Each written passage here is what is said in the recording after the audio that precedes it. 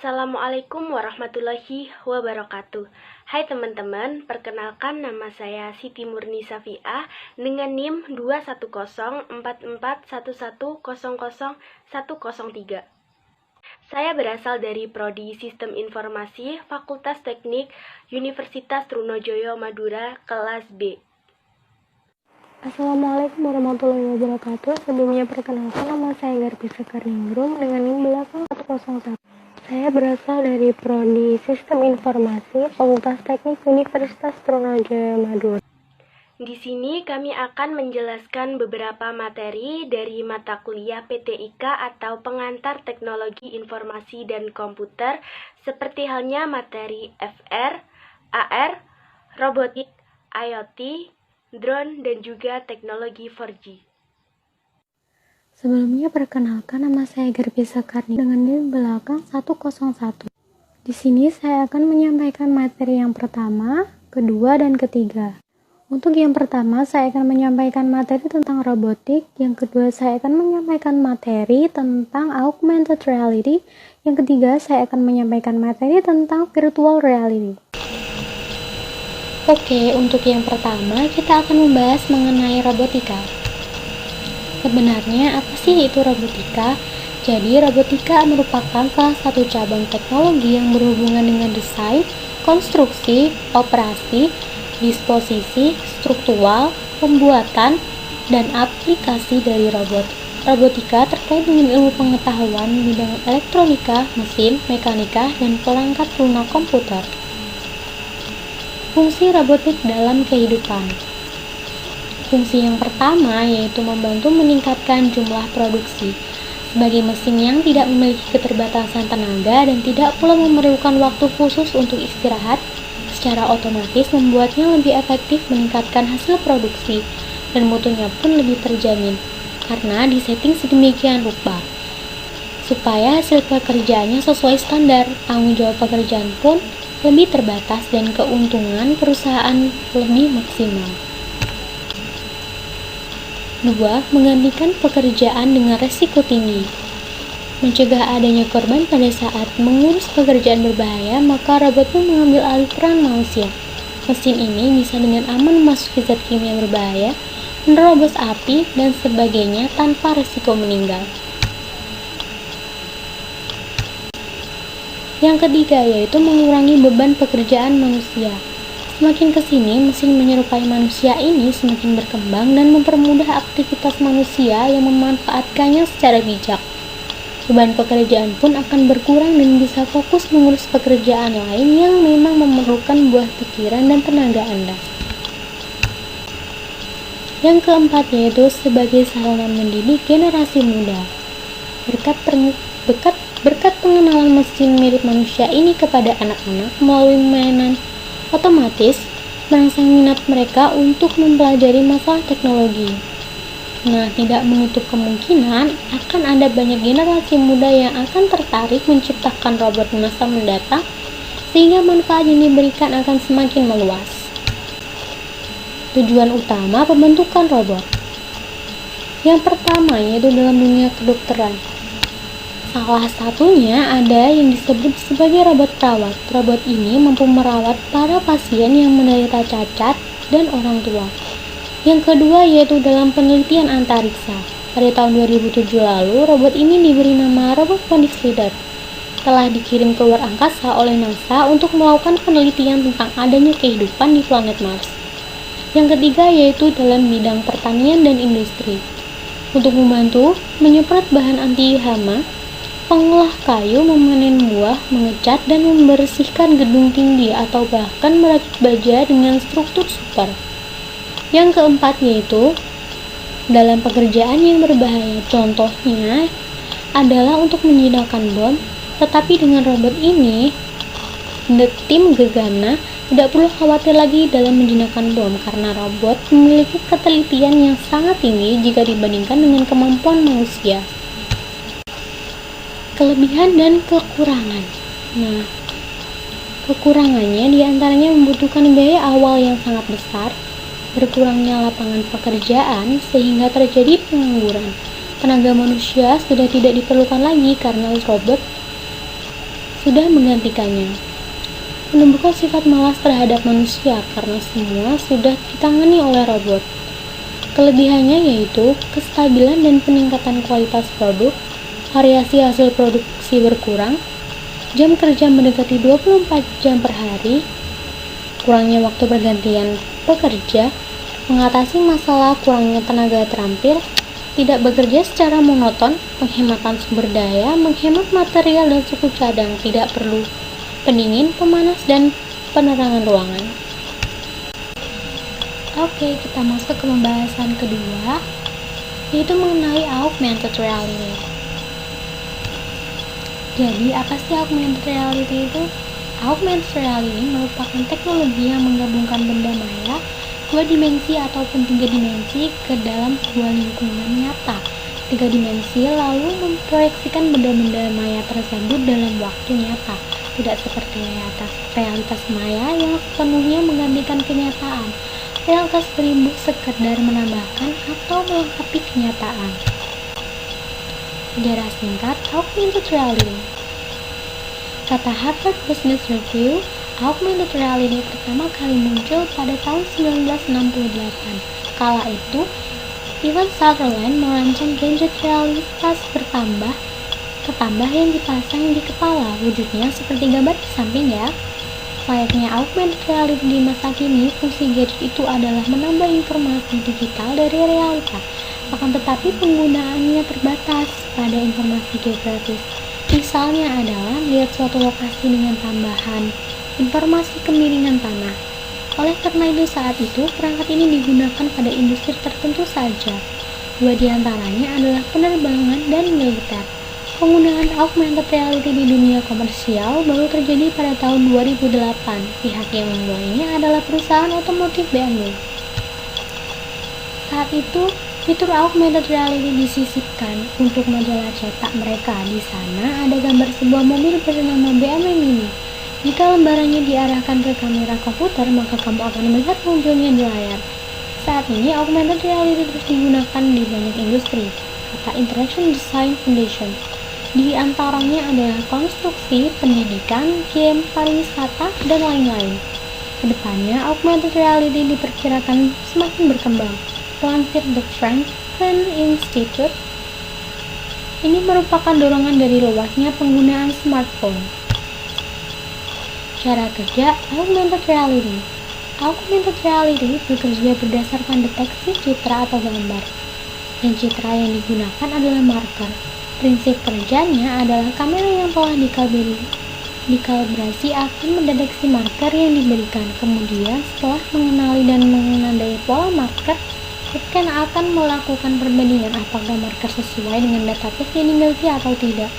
Bila tidak, maka informasi marker tidak akan diolah. Tetapi bila sesuai, maka informasi marker akan digunakan untuk merender dan menampilkan objek 3 dimensi atau animasi yang telah dibuat sebelumnya. Fungsi dan tujuan augmented reality. Tujuannya untuk mengambil dunia nyata sebagai dasar dengan menggabungkan beberapa teknologi virtual dan menambahkan data konstekstual agar pemahaman manusia sebagai penggunanya menjadi semakin jelas. Data konstekstual ini dapat berupa komentar audio, data lokasi, konteks sejarah, atau dalam bentuk lainnya. Fungsinya adalah untuk meningkatkan persepsi seorang dari dunia yang ada di sekitarnya, menjadikan sebagian dunia virtual dan nyata sebagai antarmuka yang baru dan mampu menampilkan informasi yang relevan yang sangat membantu dalam bidang pendidikan, pelatihan, perbaikan atau pemeliharaan, manufaktur, militer, permainan, dan segala macam hiburan. Oke, untuk pembahasan yang ketiga yaitu mengenai virtual reality. Apa sih virtual reality itu? Jadi, virtual reality merupakan teknologi yang membuat pengguna dapat berinteraksi dengan suatu lingkungan yang distimulasikan oleh computer simulation environment, suatu lingkungan sebenarnya yang ditiru atau benar-benar suatu lingkungan yang hanya ada dalam imajinasi. Lingkungan realitas maya terkini umumnya menyajikan pengalaman visual yang ditampilkan pada sebuah layar komputer atau melalui sebuah penampilan stereoskopik. Tetapi beberapa simulasi mengikut sertakan tambahan informasi hasil pengindaran seperti suara melalui speaker atau headphone. Cara kerja virtual reality. Cara kerja virtual reality dimulai dengan user melihat suatu dunia semu yang sebenarnya merupakan gambar-gambar dinamis hasil dari simulasi komputer.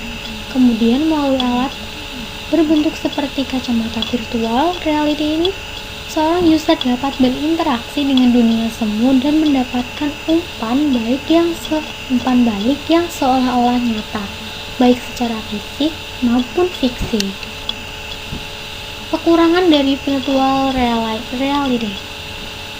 Bagi penggunanya mungkin mengalami perasaan kehilangan realitas dan perasaan isolasi saat mereka berinteraksi dengan dunia buatan, bukannya dunia nyata dengan orang sungguhan. Akhirnya, virtual reality dapat meningkatkan pengangguran. Lebih sedikit orang yang diperlukan untuk merancang proyek-proyek ini.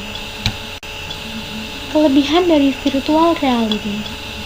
Banyak sekali keuntungan virtual reality. Pekerjaan yang dari susah didapat dijadikan mudah dengan menggunakan berbagai macam aspek dari komputer. Misalnya seperti merancang suatu bangunan seperti gedung, hotel, dan rancangan dana rumah. Melakukan beberapa latihan yang rumit seperti latihan menerbangkan pesawat bisa kita lakukan dengan simulator. Dari game, virtual reality bisa dijadikan pelarian bagi beberapa orang yang sudah penat dengan masalah di dunia realitas. Misalnya seperti Second Life, The Sims, dan Fable. Contoh virtual reality. 1. Catboard. Siapa sih yang gak kenal dengan alat virtual reality yang dibuat oleh Google ini? Kamu harus mencobanya. Menariknya, kamu bisa langsung menikmati pengalaman seru tentang dunia virtual reality menggunakan aplikasi ini langsung dari smartphone kalian. Yang kedua yaitu FRSI, merupakan produk virtual reality yang dapat memberikan pengalaman luar biasa. Kamu bisa melihat video dengan sudut 360 derajat serta membawamu ke berbagai tempat dan event menarik seperti berada di New York, menikmati pantai, menikmati video musik, dan lain sebagainya. Yang ketiga yaitu cardboard camera. Produk ini memiliki keunggulan yaitu mengambil gambar dengan sudut 360 derajat sehingga gambar bisa dilihat dari berbagai sudut. Ketika kamu sedang liburan ke tempat menarik, produk ini tidak boleh dilewatkan. Hal ini dikarenakan bukan hanya dapat memoto panorama yang indah dengan sudut 360 derajat, melainkan juga dapat merekam suara hingga kamu bisa merasakan kembali apa yang pernah kamu rasakan saat mengambil gambar tersebut di lokasi mana kamu sedang berlibur waktu itu. Perbedaan virtual reality dan augmented reality. Meskipun terlihat sama, mereka memiliki beberapa perbedaan, yaitu VR benar-benar mengganti dunia nyata menjadi dunia maya baru. Sementara augmented reality hanya menambah dunia nyata dengan unsur digital. Ini membuat pengguna virtual reality pindah dari dunia nyata ke dunia maya. Di sisi lain, pengguna augmented reality tetap ada di dunia nyata. Untuk menikmati virtual reality, kamu harus menggunakan perangkat khusus. Sejatinya, augmented reality juga butuh gadget. Akan tetapi, seperti yang sudah dijelaskan, sekedar HP saja sudah cukup. Persamaan virtual reality dan augmented reality. Meski ada perbedaan, tetap ada persamaan di antara keduanya, yakni augmented reality dan visual reality sama-sama sebuah teknologi digital, di mana keduanya juga bertujuan untuk menciptakan variasi dari realita. Ini akan memperkaya pengalaman user saat menggunakan fitur atau aplikasi. Saya, Siti Murni Safia, akan menyambung penjelasan materi mengenai IoT, drone, dan juga teknologi 4G. Internet of Things atau IoT. Tahukah kamu apa sih yang dimaksud IoT itu? Internet of Things atau IoT dapat didefinisikan sebagai jaringan objek-objek yang saling terkoneksi di seluruh dunia. yang secara unik berdasarkan pada protokol komunikasi standar. Definisi lainnya, IoT adalah aktivitas manusia dengan benda atau benda dengan benda, seperti halnya sensor, robot, platform, dan cloud yang terhubung melalui protokol komunikasi standar untuk saling menerima atau mengirimkan informasi. Cara kerja dari IoT. Pertama, dimulai dengan sensor dalam perangkat IoT yang mengumpulkan data dan bereaksi berdasarkan data yang terkumpul. Kemudian, data yang terkumpul akan dikirimkan menggunakan koneksi internet menuju cloud data center. Setiap fitur dalam perangkat IoT memerlukan kapasitas energi, ketentuan jarak, serta bandwidth yang berbeda-beda. Jadi, sangat krusial untuk memiliki konektivitas internet yang stabil demi bisa mengaplikasikan teknologi IoT dengan optimal. Selanjutnya, data akan diproses oleh software, alamat internet protokol atau yang biasa disebut dengan IP, dalam benda-benda tersebut akan dikoneksikan ke jaringan internet. Komponen yang terdapat di IoT. Yang pertama, sensor atau aktuator. Yang kedua, perangkat IoT. Dan yang ketiga ada IoT gateway. Yang keempat terdapat IoT beacon. Fungsi dari IoT sendiri, yang pertama adalah tangent atau identifikasi. Fungsi tangent untuk mengidentifikasi suatu aktivitas. Ini memiliki tujuan untuk mengumpulkan data aktivitas atau transaksi. Fokus kedua adalah monitoring. Setelah aktivitas diidentifikasi, monitoring bertujuan untuk memantau apakah terdapat aktivitas tidak biasa yang dikirimkan oleh tangent. Ketiga adalah tracking. Tracking berfungsi untuk melacak lokasi. Fungsi keempat yaitu kontrol.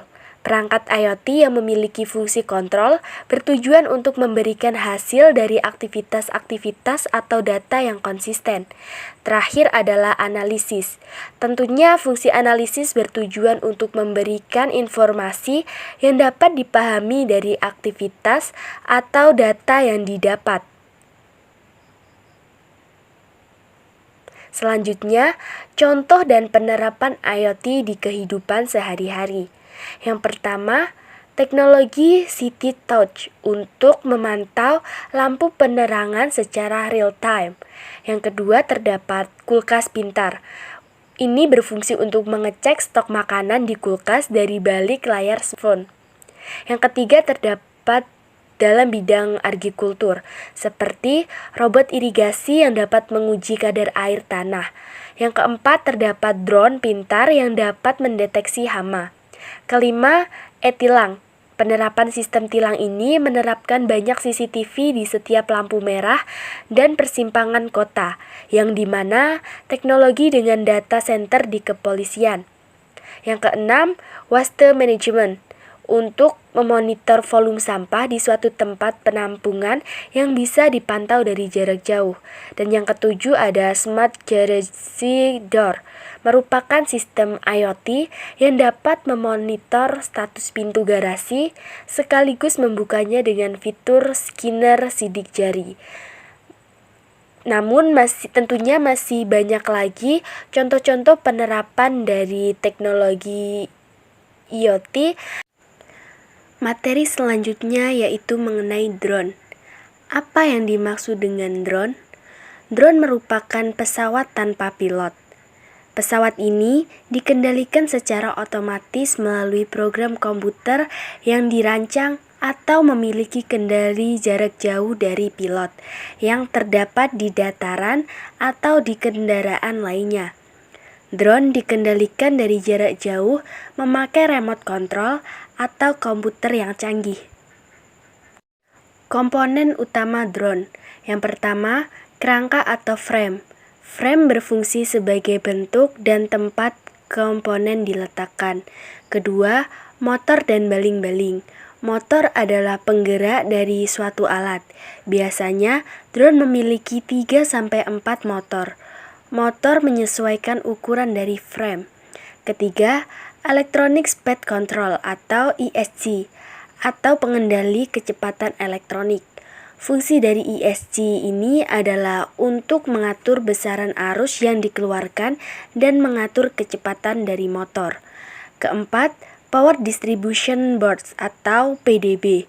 Fungsi dari PDB adalah mendistribusikan arus dari baterai ke ESC. Selanjutnya, flight control, kamera, VTX, dan lain-lain. Komponen ini merupakan otak dari drone. FC memiliki fungsi sebagai pengatur pergerakan arah dan keseimbangan. Kemudian, kamera. Fungsi dari kamera adalah mengambil atau menangkap gambar untuk melihat kondisi saat terbang. Selanjutnya, antena. Alat ini terpasang di FTX, kegunaannya untuk memancarkan sinyal ke Google. Kemudian terdapat radio controller, transmitter, dan receiver. Radio controller merupakan komponen pengendali jarak jauh yang menggunakan frekuensi radio. Kemudian yang terakhir adalah baterai.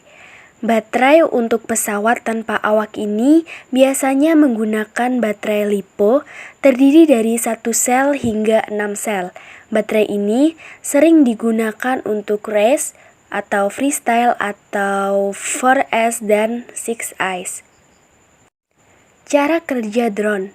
Yang pertama, drone dapat dikendalikan menggunakan remote control, namun dengan menggunakan pancaran radio sekitar 2,4 GHz. Pesawat tanpa awak ini juga dapat dikontrol menggunakan smartphone sebab memiliki chip komputer yang lebih kompleks. Chip ini dapat mengolah gambar dari kamera, kemudian menampilkan hasilnya di smartphone yang digunakan sebagai kontrol. Gambar dari chip adalah real time, sehingga pengguna dapat mengatur resolusi sesuai spesifikasi, mengarahkan sesuai keinginan pengguna. Cara mengendalikan mirip dengan cara memainkan game race pada smartphone, yaitu dengan menggunakan telunjuk dan menggerakkan ke arah kiri atau kanan. Pengguna juga bisa memilih untuk mengambil gambar sesuai keinginan. Untuk beberapa drone terdapat fasilitas GPS. Sebelum terbang harus dipastikan mendapat sinyal dari GPS. Penerbangannya tergantung dengan kekuatan sinyal dari GPS itu sendiri. Fungsi dan manfaat dari drone. 1. Di bidang militer. Biasanya berfungsi untuk mengawasi zona musuh dan melakukan penyerangan agar tidak membahayakan nyawa anggota militer. Yang kedua, dalam bidang industri pertanian. Penggunaannya dalam industri pertanian tidak kalah penting, yaitu untuk menanam benih, penyemprotan pupuk pada tanaman, pemetaan dan survei tanaman. Yang ketiga, dalam bidang fotografer profesional. Dalam dunia fotografer profesional, keberadaan drone sangat membantu. Kualitas gambar yang ditangkap dengan menggunakan teknologi ini akan lebih luas dan akan memberikan kesan foto yang out of the box. Tidak hanya memotret pemandangan, juga bisa digunakan untuk memotret sebuah kota. Yang keempat yaitu sebagai consumer. Biasanya jenis ini untuk memenuhi hasrat hobi seseorang, sehingga alat ini dilengkapi dengan kamera dengan resolusi yang sangat tinggi. Mari mengenal teknologi 4G. Apa itu teknologi 4G?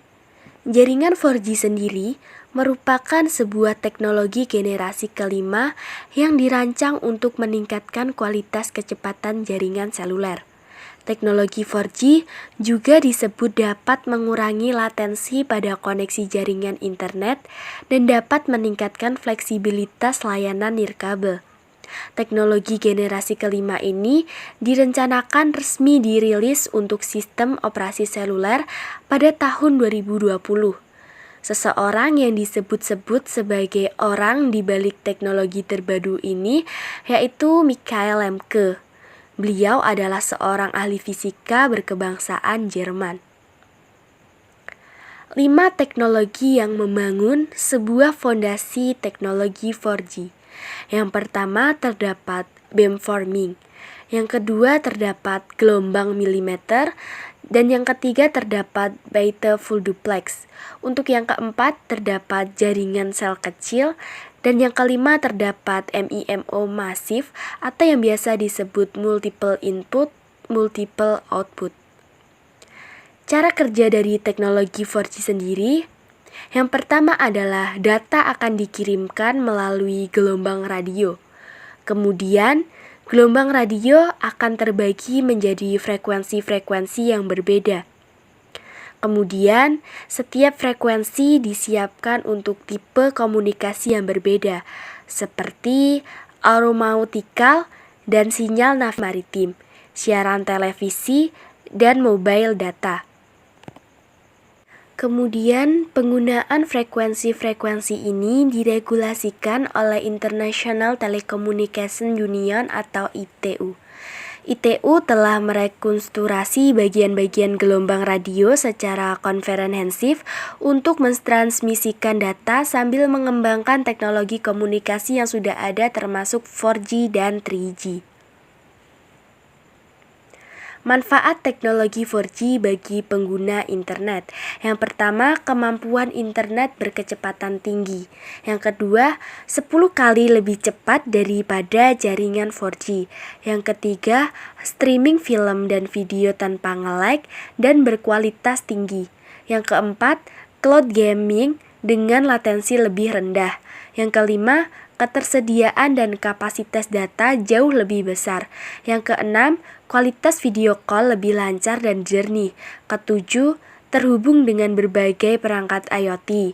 Yang kedelapan, mengoptimalkan aplikasi yang memanfaatkan virtual reality atau VR dan augmented reality atau AR. Yang kesembilan, kecepatan download yang sangat tinggi.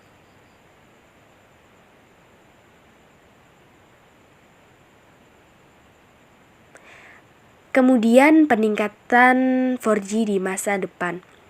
Teknologi jaringan 4G akan menghadirkan sebuah era baru dalam teknologi komunikasi nirkabel.